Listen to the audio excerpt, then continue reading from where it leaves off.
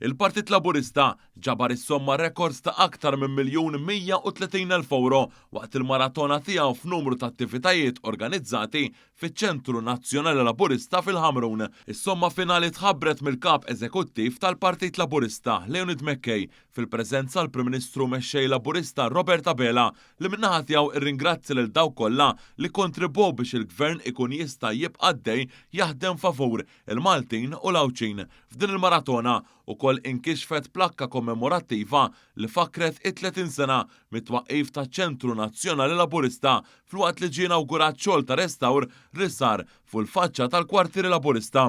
Tul il-maratona ta' 12 siegħa li xandret b'mod dirett fuq One tħabbar li minn Jannar li ġej se jibda il-podcast uffiċjali tal-partit li se jiġi immexxi minn Din Healy.